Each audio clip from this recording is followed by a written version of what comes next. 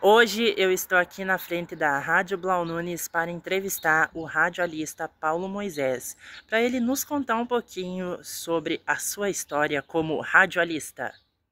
Então, estamos aqui com o radialista Paulo Moisés. Primeiramente, boa tarde. Boa tarde. E vamos dar sequência às perguntas aqui, então. Vamos lá.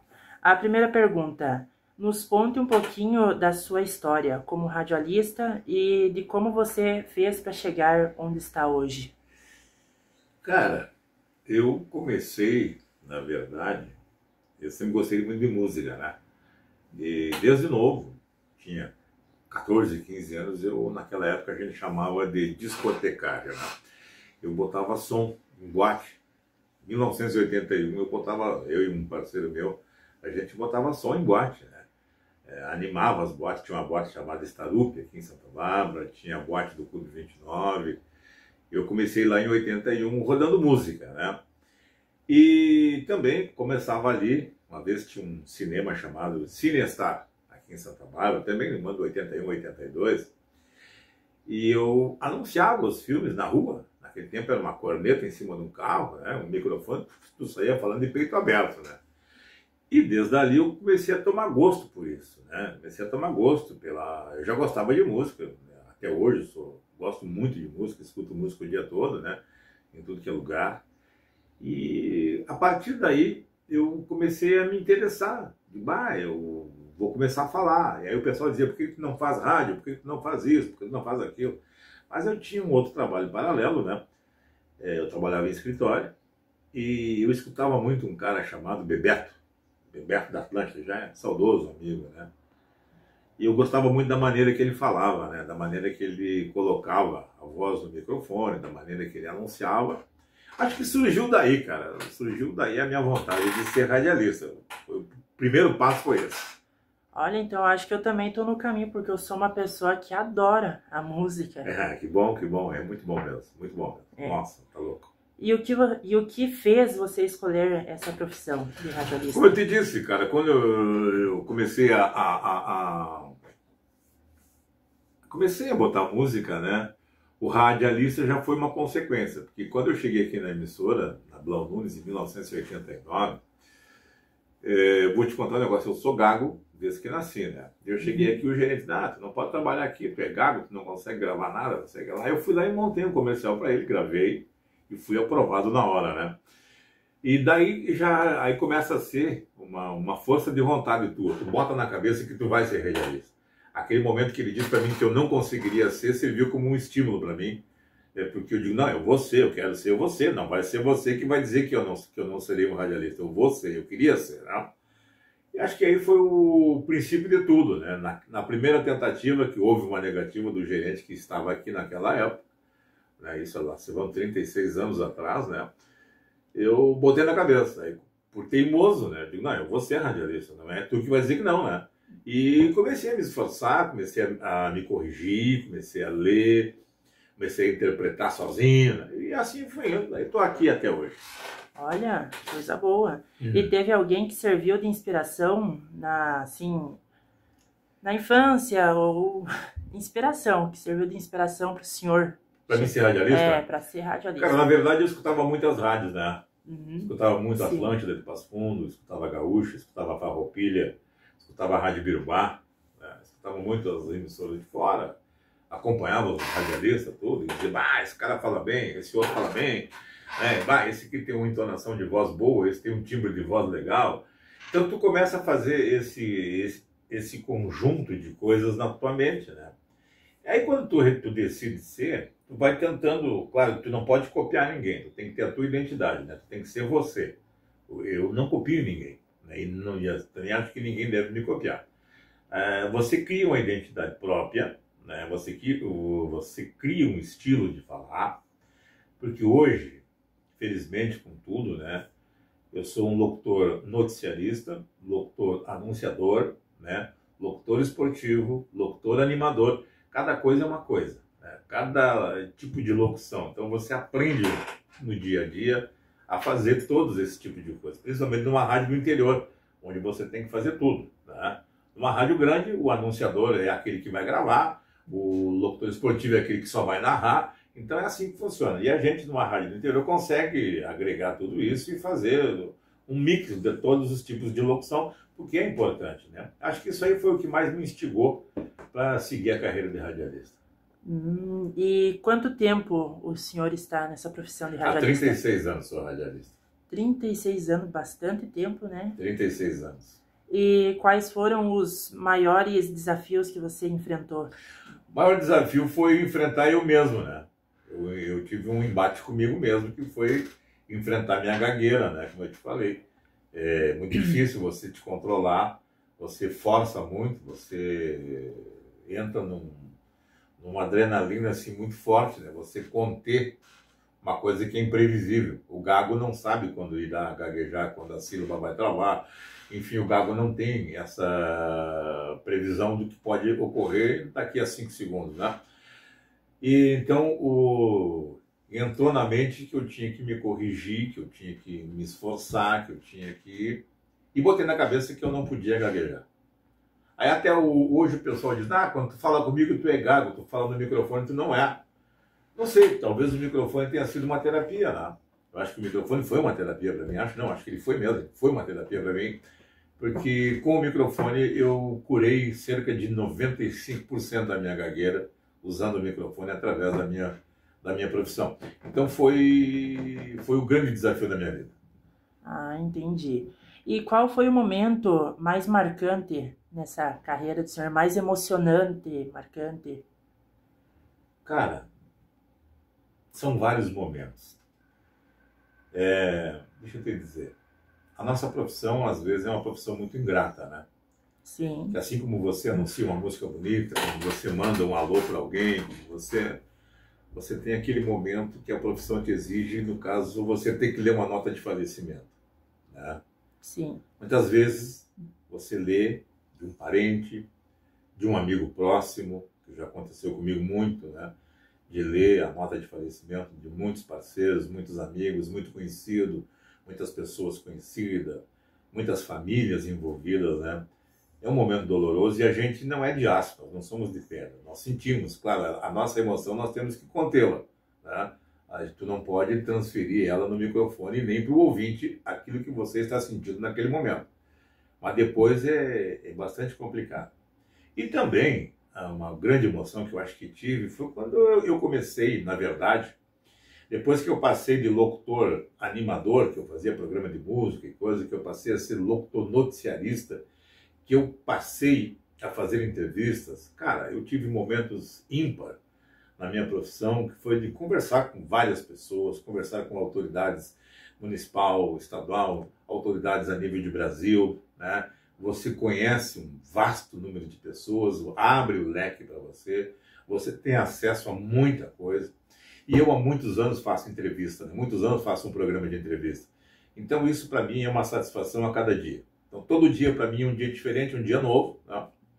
E todas as pessoas que me dão o prazer de eu conversar com elas, de eu abordar com elas, para mim é um momento de muita satisfação, de muita alegria. E existe alguma história curiosa ou engraçada que aconteceu com você ao vivo na rádio? Ih, cara, nossa! Tá louco, cara? Vários fatos de colegas meus. Mas eu estava no estúdio, tinha um programa aqui na rádio chamado A Hora do Aviso. A gente fazia aviso de festa e tudo, e papapá, e anunciava. E naquela época tinha muito festa do interior e torneio, de tudo que era coisa, e o pessoal dava bicho, animal como premiação. Porco, ovelha, galinha, pato, de tudo. Primeiro lugar isso, casal de pato. E a gente ficava, né? Eu vou citar um colega aqui, o meu amigo Guinho Carvalho, meu amigo Osmarino Santos, né? Meu amigo Zé Flávio, nós trabalhamos juntos um bom período aqui. A gente tinha mania de fazer uma pegadinha um com o outro, né? A mania de sacanear, né? Então, cada vez que tinha uma coisa dessa, quando tu ia ali, às vezes tu pegava, a secretaria te passava um anúncio, tu não tinha tempo de ler ele, né? Tu ia direto pro estúdio. E muitas vezes, quando o pessoal imitava uma galinha cacarejando, botava efeito de um pato, então aquilo te desconcentrava, né? e automaticamente você ria no ar. Então foram vários momentos, várias gafes, assim posso dizer. Inclusive o pessoal até soltava pum dentro do estúdio, né? Aí não tinha como se virar, né? Mas foram muitos, cara. Olha, ao longo desse tempo aí, muita coisa. Rapaz, se eu for nominar aqui, nós vamos passar a semana toda aqui. Mas houveram muitos momentos assim. E tem uma pergunta aqui que foi muito comentada, inclusive por isso mesmo que a gente colocou ela. O que você acha que mudou na rádio de antigamente para agora? Cara, a rádio é uma essência, né? O rádio em si hoje, embora todo o surgimento da internet, das mídias sociais, o rádio ainda é, isso pesquisas comprovam, né? O rádio é o meio de informação que tem a maior aceitação dentro do povo, né? A maior credibilidade na informação, é mais que a televisão, é mais que Facebook, é mais que Instagram, é mais do que tu imaginar. O rádio, a confiabilidade na informação é através do rádio. Isso pesquisas comprovam, né? Elas te dão esses dados, esses parâmetros aí com relação às outras mídias, né? Hoje, o rádio antigo, a família pairava na sala para escutar o rádio, aqueles grandes comunicadores, a época que não tinha televisão, o rádio era era o centro das atenções, né? O tempo ele foi evoluindo, mas nunca perdeu a sua essência. Isso é bom que se diga, o rádio nunca perdeu a sua essência. Foi agregando coisas, agregando pautas, maneiras, tipos de comunicação, maneiras de encarar o público, maneiras de se dirigir ao público, né? Hoje você veja que as programações são segmentadas, tem uma visão de várias, de como abordar o público, uma visão comercial que hoje é bem maior que era antigamente. O rádio hoje visa muito isso, e o rádio, não perdendo a sua essência, agregou valores com a chegada da internet. Veja você que hoje a maioria das emissoras de rádio fazem programa de jornalismo ao vivo, no rádio e na internet, Sim. No Facebook. Por quê? É uma alavanca e é um mecanismo útil hoje, é um mecanismo que ajuda a propagar, a difundir o teu trabalho, né? Eu acho que esse foi a maior mudança do rádio em si, né? Foi essa entrada do rádio na era digital e também do rádio, né, nas redes sociais, fazendo uma frente muito grande também nas redes sociais. Mas, enfim, o rádio, como eu sempre gosto de dizer, né, cara? O rádio é o velho e bom rádio. O rádio é o companheiro. O rádio é aquele amigo, é aquela amiga, é aquele pai, é aquela mãe, é aquele parente que está longe. O rádio consegue traduzir tudo isso para você de acordo com a sua programação, de acordo com a tua informação, de acordo com a música que é rodada, que toca. Tem pessoas que se emocionam. Então o rádio é isso, o rádio é emoção, o rádio é entretenimento e, acima de tudo, o rádio é informação. Isso aí. E o senhor sabe, pelas nossas pesquisas que a gente pesquisou também, a internet, ela tá dominando. As futuras profissões para ser com robôs. Inteligência artificial. Isso, inteligência artificial.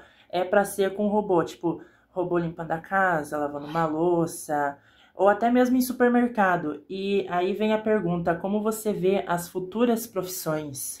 Cara, é um desafio, né? Eu acho que a inteligência artificial hoje já faz boa parte, né? Mas talvez eu seja um pouco antiquado, mas ela ainda é uma máquina. Tá? Sim. Ela ainda é uma máquina. Ela não consegue transmitir a emoção que um locutor falar. Se você gravar um texto pela inteligência artificial e você mesmo depois você falar, você vai ver que a tua entonação de voz, a tua colocação de voz, a máquina ainda não conseguiu fazer. Né? Sim. É uma ameaça? É, para as futuras gerações. Hoje em dia, as empresas gostam de otimizar custos, né? E acham mais fácil sacrificar uma família e tirar um chefe de família ou um locutor, alguém que está produzindo, para usar a máquina visando lucros e otimizar custos, né?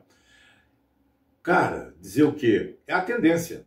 É o que vai movimentar o mundo. Já estamos diante disso, né? Mas eu acredito que não vai ocupar o lugar do cidadão, o lugar de quem trabalha, de quem faz direitinho.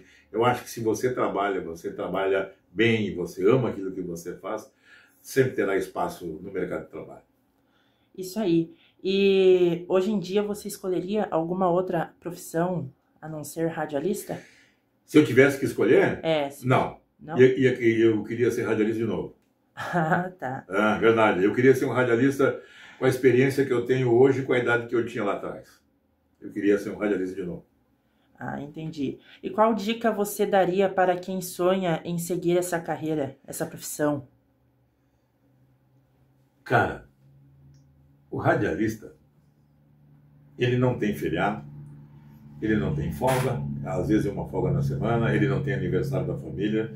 Se ele tiver que trabalhar, ele tem que trabalhar, né? Ele não escolhe a notícia que vai dar, porque ele é um radialista, ele tem que estar preparado para tudo, né? É uma profissão que exige o quê? Você tem que gostar daquilo que você faz. Ganha pouco? Ganha. Não é muito, não. O salário não é muito bom, não. Mas é o seguinte, é uma profissão instigante, é uma profissão daquilo que você escolher, né? Como tudo na vida, né? Que você for escolher, você vai fazer com dedicação e com amor, né? Você tem que amar aquilo que você faz. E a profissão de radialista, cara, eu acho que hoje em dia as pessoas se preocupam muito. Porque eu não tenho voz, porque tu tem voz, porque a tua voz... Cara, o tempo da voz foi em 1950, 1970, por aí, 60. Hoje em dia não quer dizer a tua voz. Hoje em dia você tem que saber colocar as palavras, você tem que saber ler, né? Respeitar a pontuação, que eu acho que é o mais importante, né? Para você conseguir ser um radialista. E eu te digo, se você quer ser um radialista, você quer trabalhar na área de comunicação, faça isso. É gratificante, é uma profissão rica, né? Jornalismo, radialista, sabe? Comunicador, comunicação, no caso, tem gente que faz faculdade de comunicação social, uma coisa é uma coisa, outra coisa é outra coisa, né? Mas está tudo no mesmo conjunto, está tudo no mesmo bolo.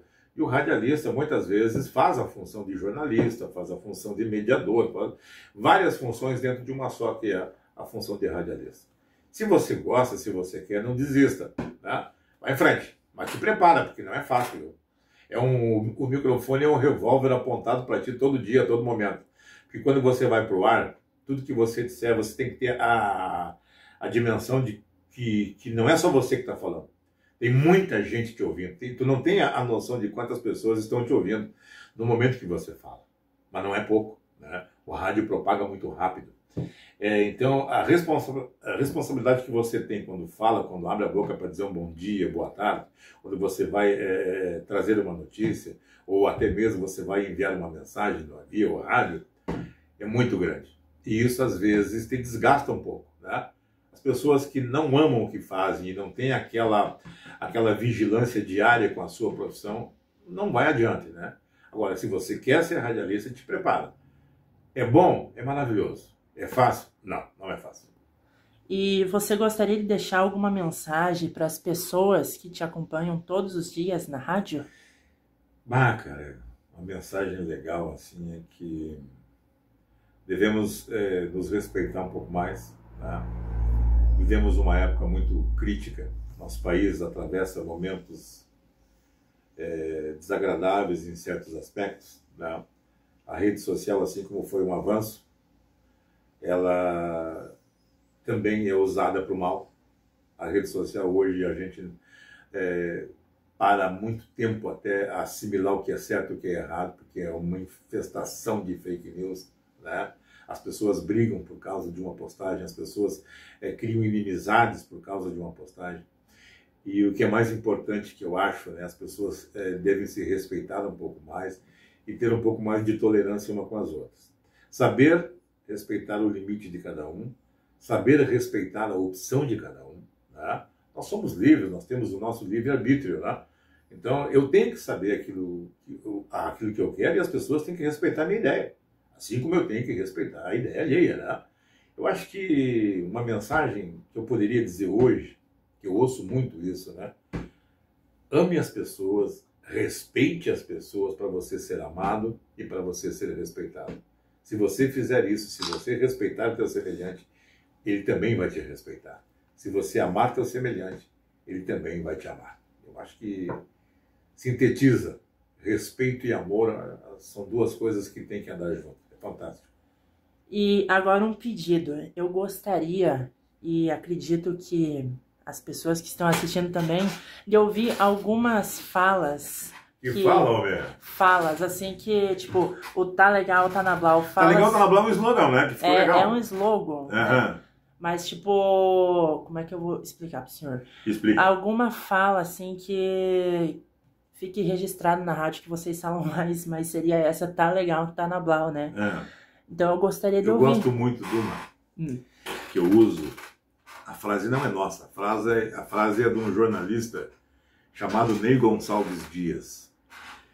É um jornalista renomado, trabalhou na televisão, começou no rádio, né? Uma trajetória imensa. E ele, certa vez, gravou uma vinheta que nós usamos hoje. Eu resgatei essa vinheta, fui procurar lá na internet, porque nós usávamos ela em 1982, quando nós tínhamos uma rádio pirata aqui em Santa Bárbara, e eu e mais 2 amigos nós fizemos uma FM.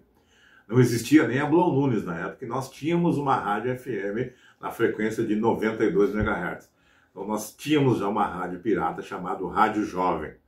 E nós naquela época, buscando vinhetas e coisa, uma vinheta que me marcou muito, e hoje eu fui resgatar isso aí, nos dias de hoje, estamos em 2025 já, né, cara? Eu tô falando de lá de 1982, né? Sim. Uma frase que diz assim, ó: no rodapé da página derradeira, as escusas de quem foi longo por não ter tido tempo de ser breve. Aqui na Rádio Blau Nunes, a notícia nunca será um fato isolado, mas sim uma ruga no rio da história. Então, esse é um slogan que eu acho muito legal, que dá o respeito e a credibilidade a quem faz jornalismo. Esse é o encerramento do Olho Vivo que a gente usa, e é muito marcante se você prestar atenção e sentir a força do conteúdo que une essas palavras, né? Eu acho que isso aí é tipo tá legal, tá na Blau, que é um chiclezão, né? Pegou e vai embora, né? Isso. Mas esse do jornalismo realmente é uma frase muito marcante. Isso aí.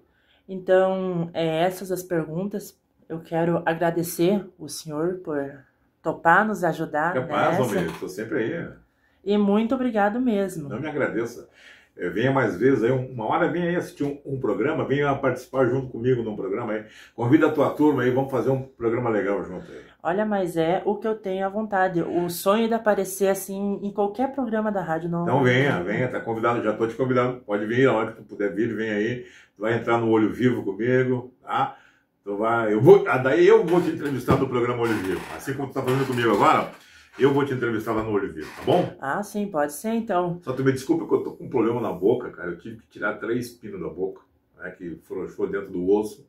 Eu tô com uma dificuldade, tô meio banguela aqui, tô com uma dificuldade em falar. Mas logo vai estar tudo recuperado, tá? Mas o importante é sair a voz, né? Claro. Então, mais uma vez, muito obrigado e damos por encerrado a Obrigado nossa... a ti. Obrigado a ti, tá? Como é que é o teu nome mesmo? Matheus. Matheus Gaio, né? Isso. Valeu, garoto. Obrigadão, hein? Sucesso pra ti aí. Vai por esse viés aí que tu vai bem, hein? Muito obrigado. Muito obrigado, eu. Eu que agradeço.